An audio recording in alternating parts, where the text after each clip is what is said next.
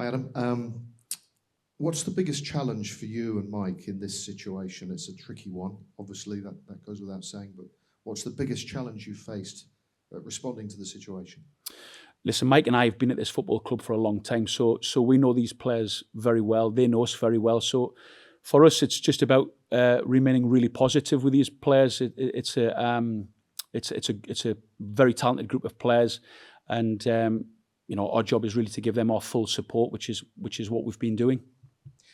Obviously, Brendan was here at the forefront previously, but I guess you've all been working to the same message. The tricky bit is that maybe the message needs to change. That would be the suggestion of the managerial change, at least. So how, since you've been working to a plan, how do you change that message now? Listen, it's one of them. Mike and I have worked very closely with Brendan, and it's a sad situation to see Brendan leave the football club, but that's happened now, and the club have made that decision. I think all we can do is look at the next fixture and prepare the team as best we possibly can, and just stay really focused on getting the group into the right place possible to go and win the game. And what about Bournemouth? That goes without saying, it's a huge game for lots of reasons, but what about the challenge they pose for you?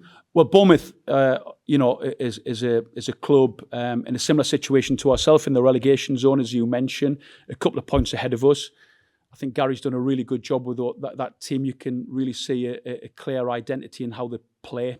A side who play very much on the front foot. So we have to be ready. We know there's a big challenge ahead come Saturday, but with a day to prepare tomorrow and get the players into the best possible place to be ready for that game, I think it potentially is a fantastic fixture. Thank you. Thank you very much. Hi, Adam. Hope you're doing okay. I wonder how the players have reacted from what you've seen to you and Mike taking charge of things over the last couple of days. I know there's been a game in there as well, but have you seen any different kind of reaction to the players at all? Well, we've had such a busy week, like you mentioned, with the game on Tuesday night. So I think it was a simple case of getting everybody's mind on that game for Tuesday. The players had a recovery day yesterday. Those players who played in the game on Tuesday continue with the recovery protocols today, and it's the players who didn't play on Tuesday have had the training session this morning. So tomorrow will be our first time to get the group back together as a full group. I have to say, I thought the spirit in the team on Tuesday night in the game, although the result didn't go our way, I thought the spirit in the team was really clear to see, and I think that was backed up by the Leicester City fans on the night. I thought the King Power was really loud and fantastic and really behind the team, and we'll be looking for the same come Saturday. How big a test is this ahead of you now for you and for Mike and for the rest of the players as well to stay in the Premier League?